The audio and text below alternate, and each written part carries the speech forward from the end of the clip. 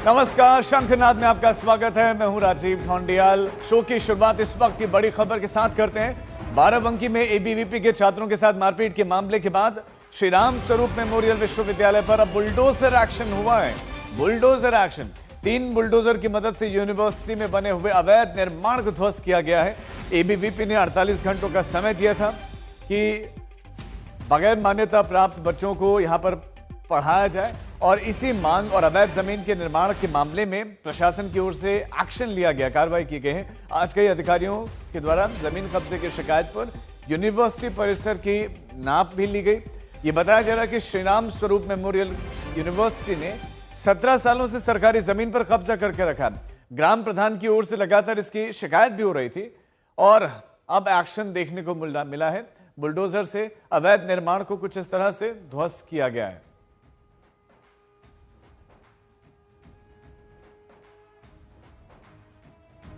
कहीं ना कहीं ये जो पूरी लैंड है वो सरकारी जमीन थी और उसी सरकारी जमीन पर ये कंस्ट्रक्शन कर लिया गया था, जिसके बाद आप देख सकते हैं तस्वीरों में कि तकरीबन 3 बुलडोजर है, ये पूरी तरीके से इसको जमींदोज कर रहे हैं। यहाँ पर एनिमल हाउस बना के रखा हुआ था, जिसमें बताया गया है कि कई विदेशी कुत्ते पले हुए थे और जिनके लिए बड़े बड़े एसी लगा रखे थे, यानी कि 2-2 टन के एसी यहाँ पर लगा रखे थे और इनको पूरी तरीके से ये सरकारी जमीन थी जिस पर अब पीला पंजा आप देख सकते हैं चल रहा है।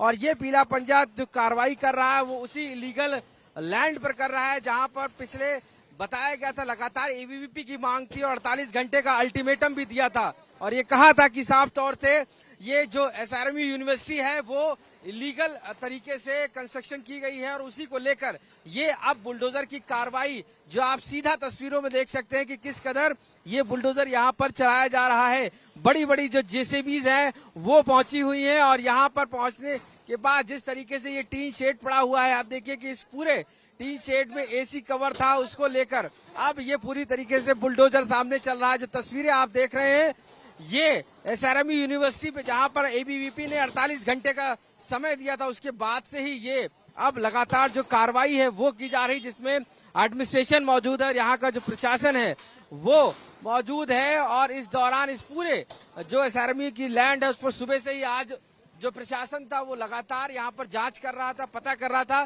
कि आखिर वो कौन कौन सी जमीन है जो इलीगल है, जो ऑक्यूपाइड की गई है और उसी को लेकर अब ये बुलडोजर एक्शन लगातार जारी है। यहाँ पर तकरीबन 4 से 5 थानों की फोर्स लेकर खुद यहाँ के जो एसपी है वो मौजूद है। इसके साथ साथ जिला अधिकारी, जो प्रशासन है उसके एसडीएम लेवल के अधिकारी वो सभी मौजूद है। और ये आप जो तस्वीरें देख रहे हैं ये सीधा कार्रवाई एसआरएमयू पर बुलडोजर के जरिए की जा रही है। इसमें जो ये राम स्वरूप यूनिवर्सिटी है इसके अंदर ग्राम सभा की लैंड पे अतिक्रमण पाया गया था, तो उसी में पहले बेदखली की कार्रवाई हुई और बेदखली की कार्रवाई का आदेश जो है 25 अगस्त को हुआ है इसमें, और इस समय जो बेदखली की कार्रवाई चल रही है। सर यहाँ पे कितनी लैंड ऐसी है जो इलीगल आप लोगों ने पाई है? चूंकि ये बताया गया कि बहुत सारी जमीन जो है वो ग्राम समाज की जो जमीन है उस पर बनाया गया है, तो अभी तक आपने क्या क्या और कितनी लैंड पाई है इलीगल? इसमें टोटल 32 गाटा है, जो है 32 गाटा है और उनका सर्वे की कार्रवाई कर ली गई है।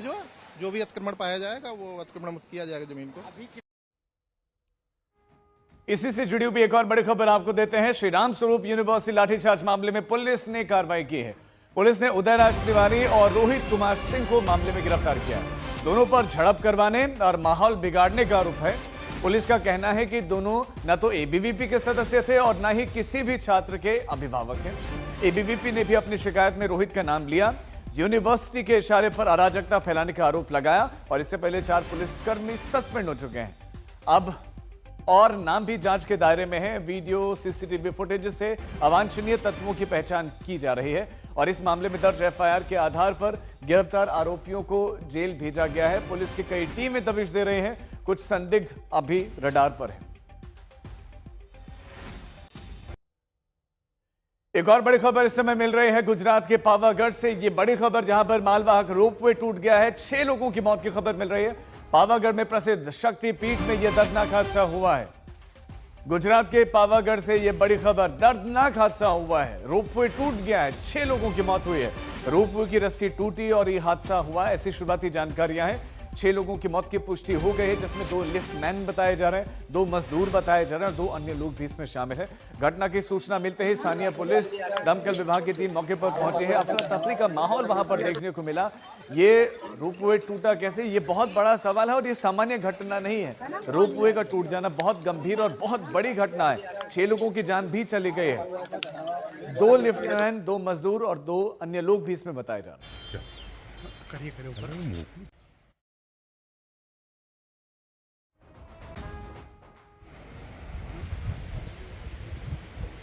पंचमहाल के सुप्रसिद्ध यात्राधाम व शक्तिपीठ पावागढ़ में मंदिर रिनोवेशन के लिए इस पूरे प्रोजेक्ट के लिए जो गुड्स रोपवे बनाया गया था वो आज दुर्घटनाग्रस्त हो चुका है। मैं सीधे आपको दृश्य बताना चाहूंगा कि इसी केबल से जो रोपवे है वो मंदिर के विकास के लिए जो पूरा मंदिर नया बन रहा था उसके लिए गुड्स मतलब माल सामान चढ़ाने के लिए ये रोपवे बनाया गया था और काफी सालों से यहाँ पर ये रोपवे था जिसके अंदर ये जो माल सामान है वो चढ़ाया जा रहा था पर्वत के ऊपर। और आप देख सकते हैं कि ये रोपवे की जो बोगी है जिसके जो दुर्घटनाग्रस्त हुई है, फिलहाल जो जानकारी मिल रही है उसके मुताबिक मंदिर जो पावागढ़ निजी मंदिर है वहां पर जो अन्न क्षेत्र चल रहा है उसके लिए माल सामान आप देख सकते हैं, सब्जी वगैरह है, बोतल है गैस के, और सारा ही मंदिर के अन्न क्षेत्र का सामान है जिसको ऊपर ले जाया जा रहा था और वही जो बोगी है वो दुर्घटनाग्रस्त हुई है। सबसे महत्व की बात है कि इस बोगी के अंदर जो तकरीबन 6 लोग सवार थे, सारों की मौत हो चुकी है। 6 लोग की मौत इस बोगी के दुर्घटनाग्रस्त होने से हो चुकी है। इस तरीके की खबर फिलहाल सामने आ रही है। ये वही बोगी है जहां पर प्रधानमंत्री नरेंद्र मोदी जब पावागढ़ आए थे तब इसी बोगी में वो बैठे थे और दर्शन के लिए पर्वत के ऊपर गए थे, डूंगर के ऊपर गए थे और इसी बोगी में वो सवार थे। वही जो बोगी है जिसको माल सामान चढ़ाने के लिए भी उपयोग में लिया जाता था। मंदिर के निर्माण के लिए तो नहीं, लेकिन मंदिर के कार्य अन्न क्षेत्र और अन्य जो मंदिर का सामान है उसको चढ़ाने के लिए इसी बोगी का इस्तेमाल होता था, जिसके अंदर कई दफा कई लोग भी सवार होते थे। और इस दफा जब बोगी जो है वो दुर्घटनाग्रस्त हुई, थोड़ी ऊंचाई पर जाने के बाद केबल टूटने या कोई टेक्निकल खामी की वजह से पूरी बोगी जो है वो नीचे की तरफ धंस आई और यहाँ पर टावर है वहां पर आकर के वो पूरी बोगी दुर्घटनाग्रस्त हो चुकी है। फिलहाल ये जानकारी मिल रही है कि इस बोगी में 6 लोग सवार थे, सभी की मौत हो चुकी है। सभी की डेड बॉडी को फिलहाल हालोल रेफरल हॉस्पिटल लेके जाया गया है और स्थानीय एमएलए सहित तमाम जो अधिकारी है फिलहाल घटनास्थल पर पहुंचे हैं। जयेंद्र भोई, आज तक, पावागढ़, पंचमहाल। अब बात श्रीनगर के हजरत बल दरगाह पर मचे बवाल की। राष्ट्रीय चिन्ह तोड़ने वालों के खिलाफ पुलिस ने मुकदमा दर्ज कर लिया है। आरोपियों की तलाश जारी है। उधर सियासत भी इसको लेकर गर्मा गई है। जम्मू कश्मीर के सीएम उमर अब्दुल्ला ने पूर्व सीएम महबूबा मुफ्ती ने उपद्रवियों का बचाव कर दिया है, तो वहीं जम्मू में इस घटना के खिलाफ विरोध प्रदर्शन देखने को मिला। लोगों ने सड़क पर उतरकर राष्ट्र चिन्ह तोड़ने वालों के खिलाफ कार्रवाई की मांग की है। जम्मू कश्मीर वक्फ बोर्ड के अध्यक्ष ने इस घटना को शर्मनाक और राजनीति से प्रेरित कहा था, जिसके बाद उन्हें भी आतंकी संगठन टीआरएफ की ओर से धमकी मिली है। अब इस पूरे मामले में सियासत तेज हो गई है। कश्मीर के नेता दरगाह में अशोक स्तंभ का चिन्ह लगाने पर सवाल खड़े कर रहे हैं, तो वहीं बीजेपी ने पलटवार किया है। पत्थर लगाने की क्या जरूरत थी जनाब? क्या काम काफी नहीं था? दरगाह हजरत बल को ये सूरत जो है, ये शक्ल शेर कश्मीर शेख मोहम्मद अब्दुल्ला ने दिया। मुझे बताइए ना, कहीं पे उन्होंने ऐसा पत्थर लगाया? आज भी लोग उनके काम को याद करते हैं, इस बात के बावजूद कि उन्होंने वहां अपने नाम का कोई पत्थर नहीं लगाया। पत्थर लगाने की जरूरत ही नहीं थी। अगर काम सही होता तो लोग खुद ब खुद उस काम को पहचान लेते। अब चलिए, उन्होंने गलती की, हो गया, नहीं होना चाहिए था। आप बाकी जो मजहबी इदारों में फंक्शन होते हैं जहां इस तरह के पत्थर लगते हैं, आप गूगल करके निकाल के देखिए, कहीं पे भी ये सरकारी एम्बलम जो है इस्तेमाल नहीं होता। सरकारी एम्बलम सिर्फ और सिर्फ सरकारी फंक्शनों में इस्तेमाल होता है। मस्जिद जो है, दरगाह, मंदिर, गुरुद्वारा, ये सरकारी इदारे नहीं है, ये मजहबी इदारे होते हैं। जिन्होंने किया, और दूसरा मैं दोबारा रिपीट करना चाहती हूँ, जो ये एक फैला रहे हैं कि इन्होंने जी मुल्क का जो एम्बलम है उसको तोड़ने की कोशिश की। मुल्क के एम्बलम को तोड़ने की कोशिश नहीं की, बल्कि मूरत को तोड़ने की कोशिश की, जो हमारे मजहब में जायज नहीं है, शिर्क समझा जाता है। सोची समझी साजिश के तहत हमारे राष्ट्रीय चिन्ह को नुकसान पहुंचाया गया, उसको तोड़ा गया। जिन लोगों ने ये किया, हम एलजी इंतजामिया से और डीजी पुलिस से गुजारिश करते हैं कि इनके खिलाफ सख्त से सख्त कार्रवाई की जाए, जिन्होंने भारत के मस्तक पे चोट किया, भारत के सर पे चोट किया, भारत की निशानी पे चोट किया। इनके खिलाफ सख्त से सख्त कार्रवाई होनी चाहिए। तो जम्मू कश्मीर वक्फ बोर्ड के अध्यक्ष द्राक्षण अंद्राबी ने इस पूरे मामले की तुलना आतंकी हमले से कर दी थी, जिसके बाद से ही उनको आतंकी संगठन टीआरएफ की तरफ से धमकियां मिली हैं। इस पूरे मामले में क्या कुछ कहना है द्राक्षण अंद्राबी का, आइए जानते हैं। आप सब जानते हैं ये सारा पॉलिटिकल राइवलरी है और एक पॉलिटिकल पार्टी को जिसने 75 साल में इसको अपना असासा बना के रखा था और वो इस पे पॉलिटिकल रोटियां सेकते थे और दरगाह हमेशा उनकी ज़ुबान पे रहता था। उन्होंने लोगों से इसके लिए चंदे भी उस टाइम पे मांगे थे और जब हमने काम शुरू किया 2022 के बाद जब हम चेयरपर्सन बने तो हमारी पार्टी ने इस पे कोई पॉलिटिकल रोटियां नहीं सेकी। हमें काम करने का मौका दिया, प्रधानमंत्री जी के आशीर्वाद से, होम मिनिस्टर से के आशीर्वाद से हमने काम किया। कोई पॉलिटिकल कंट्रोवर्सी इसमें नहीं आई और जब 1 साल श्राइन बंद रही भी और उसके बाद जब हमने 2 दिन पहले 3 दिन पहले उसका बाज़ाब्ता एक मजहबी तरीके से भी इनॉग्रेशन किया और इनॉग्रेशन में एम्बलम ये नहीं है कि वक्फ में या दरगाह में लगेगा, ये है कि ये प्रोटोकॉल है। चाहे आप कहीं पे भी जाते हैं as a minister, as a chairperson UT में हैं तो आपका एम्बलम, आपका निशान है, आपका नेशनल चिन्ह है। ये प्रोटोकॉल है, ये प्रोटोकॉल से बाहर नहीं है। इसमें कोई ये नहीं है कि ये दरगाह है या कोई और चीज़ है। लेकिन इनको ये चुभा कि इनके बगैर भी, इस खानदान के बगैर भी कोई यहाँ पे इस कदर इम्प्रेसिव काम कर सकता है। आप अपने नाजरीन को ये भी दिखाइए कि किस तरह से वो ना ही इंडिया का बल्कि साउथ एशिया में जिस तरह से आप देखते हैं श्राइन्स होती हैं, सेम हमने उसी पैटर्न पे इसको बनाया है और इबादत गाह की तरीके से बनाया, खूबसूरत बनाया है। हमने दिल से काम किया, इसमें कोई पॉलिटिक्स नहीं थी। सूत्रों से एक बड़ी खबर मिल रही है। दिल्ली में कल बीजेपी सांसदों की बैठक में जीएसटी सुधारों के लिए प्रधानमंत्री नरेंद्र मोदी को सम्मानित किया जाएगा। जीएसटी में बड़े बदलाव किए गए हैं, 2 स्लैब्स हटाए गए हैं, बहुत सारी चीजें अब सस्ती होने वाली हैं जो कि 22 सितंबर से लागू भी होंगी।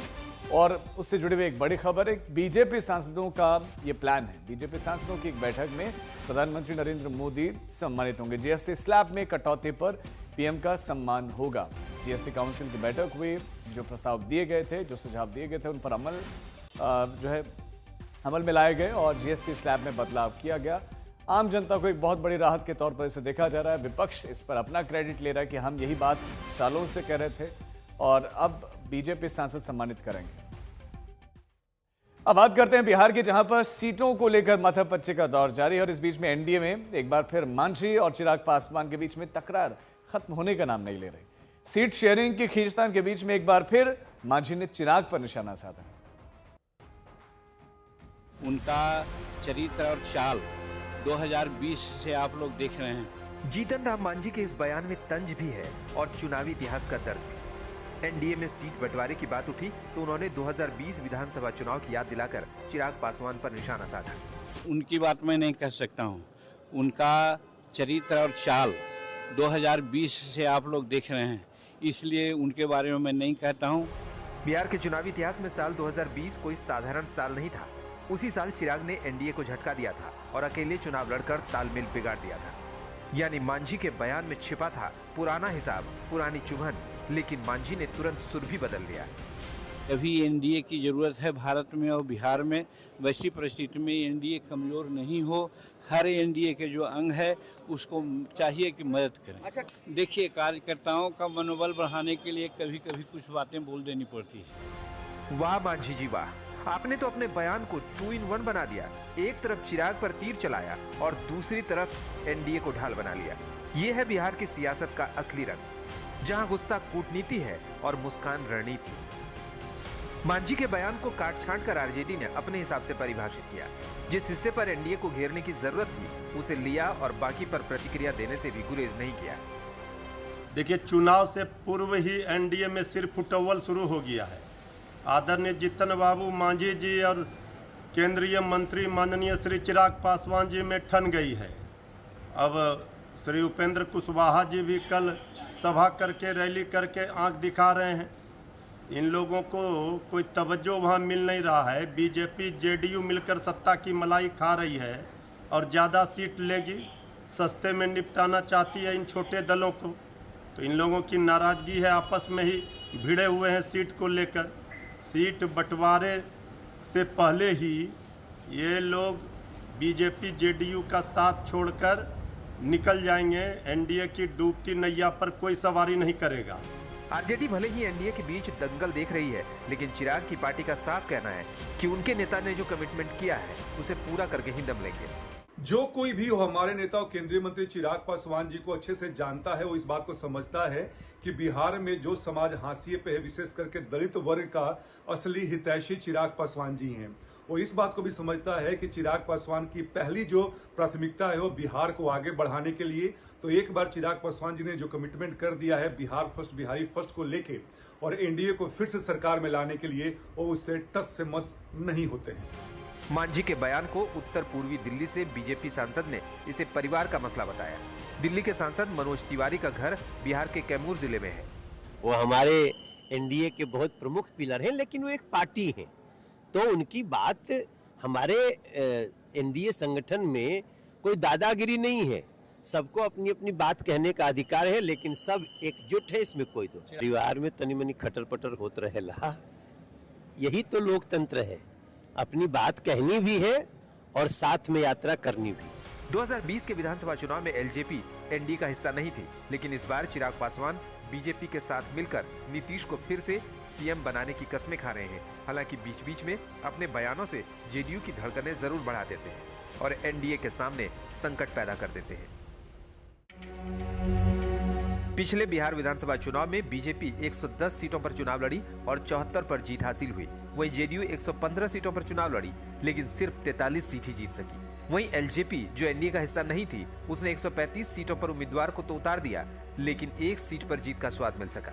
मांझी की हिंदुस्तानी अवाम मोर्चा 7 में से 4 सीटों पर जीत हासिल करने में कामयाब रही। अब इस समीकरण में एलजेपी रामविलास की पार्टी को भी सीट मिलनी है, तो कुछ कुछ हिस्सा सबका कटेगा, तभी संतुलन बन पाएगा। एनडीए में कहीं कोई खटपट नहीं है। सबको अपनी अपनी बात अपने तरीके से कहने का अधिकार है। सब अपनी बात कहते हैं। सीट शेयरिंग में कोई झंझट नहीं। बड़े शानदार तरीके से समय आने पर सब स्पष्ट हो जाएगा और सीट शेयरिंग भी बड़ी शानदार तरीके से होगी। और हम लोग पांचों पांडव की भांति इकट्ठा होकर के पूरी ताकत के साथ बिहार चुनाव उतरने जा रहे हैं और अब तक का सबसे बड़ा चुनावी जीत बिहार में एनडीए को मिलने जा रहा है। सीट बंटवारे पर सिर्फ फुटअव्वल सिर्फ एनडीए में नहीं है, बल्कि इंडिया गठबंधन में भी है, जहां कई राउंड की औपचारिक और अनौपचारिक बैठक हो चुकी है, लेकिन अब तक किसी ने खुलकर पत्ते नहीं खोले हैं। नेताओं से बातचीत चर्चा जो है वो चलती रहती है। लगातार ये प्रोसेस हम लोग निभाते रहे। पिछली बार इंडिया गठबंधन के बीच सीटों का बंटवारा कुछ यूं हुआ था। 2020 विधानसभा चुनाव में आरजेडी ने 144 सीटों पर अपने उम्मीदवार उतारे और 75 सीट पर जीत हासिल की। वहीं कांग्रेस ने 70 सीटों पर प्रत्याशी उतारे, लेकिन 19 सीट ही जीत सकी। सीपीआईएमएल ने 19 में से 12 सीटों पर जीत हासिल की, जबकि वीआईपी पार्टी के 13 में से 4 प्रत्याशी जीत सके। बिहार में पिछली बार कांग्रेस का परफॉर्मेंस बेहद ही खराब था, तो क्या इसका असर इस बार चुनाव में सीट बंटवारे में कांग्रेस को भुगतना होगा? लगता है कि इसी से बचने के लिए राहुल गांधी ने वोटर अधिकार यात्रा के दौरान खुलकर तेजस्वी को सीएम उम्मीदवार को लेकर कुछ भी नहीं कहा। बेशक तेजस्वी अपने आप को इंडिया गठबंधन का सीएम उम्मीदवार बताते रहे।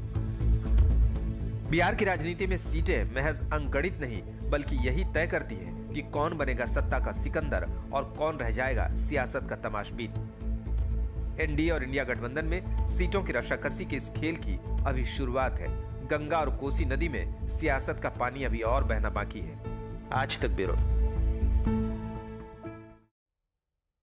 अब बात अनंत चौदश की, जहां 10 दिनों तक घरों में विराजमान बाप्पा आज विसर्जित किए जा रहे हैं, इस उम्मीद के साथ कि अगले साल वो फिर से आएंगे और अपना आशीर्वाद देंगे।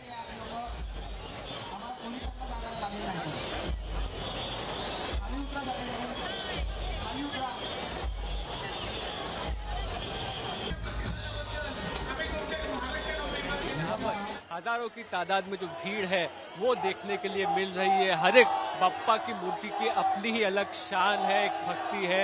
ये देखिए, आप कह सकते हैं कि गुलाल हो, रंग हो, किस तरह से जोश में बच्चे हो, बड़े हो, सभी लोग जो है खुलकर या एक तरह से मिलकर यहाँ पर आए हुए हैं और इस चीज को मना रहे हैं, सेलिब्रेट कर रहे हैं। और इससे दृश्य शायद देश दुनिया में कहीं और देखने के लिए मिलते होंगे। 10 से 11 दिन बप्पा की सेवा में गुजार दिए, अभी विसर्जन का समय कैसा महसूस? बहुत थोड़ा दुख हो रहा है कि पापा हमको छोड़ के अभी जा रहे।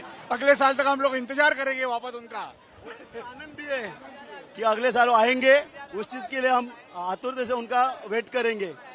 तो एक तरह से आप कह सकते हैं शहर की जो जिंदगी मानी जाती है वो एक व्यस्त जिंदगी मानी जाती है। लोग अपने अपने काम में बिजी होते हैं, लेकिन कहीं ना कहीं ये समय ऐसा त्योहार का होता है जिसमें सब लोग मिलकर एक साथ आते हैं और आप कह सकते हैं कि बप्पा के सेवा में, दर्शन में जो है वो पूरे 10 से 12 दिन जो है वो निकल जाते हैं। और उसी तरह आप कह सकते हैं जिस तरह से लोग 11 दिन सेवा करते हैं, उसी तरह से जो भक्त हैं वो भी आप कह सकते हैं कि लाइन लगाकर गिरगांव चौपाटी को आने वाला जो रास्ता है उस पे पूरी तरह से आप देखेंगे सामने के रोड पर पूरी एक ऐसे लोग आए हुए हैं। मुंबई में आप कह सकते हैं कि सिर्फ मुंबई नहीं तो मुंबई के बाहर से भी लोग जो हैं वो आते हैं, यहाँ पर घंटों सड़क पर रुकते हैं। ये जो आप कह सकते हैं कि दृश्य है साल में एक बार होने वाला, उसे दिखाने के, उसको देखने के लिए आप कह सकते हैं कि बारिश हो, धूप हो,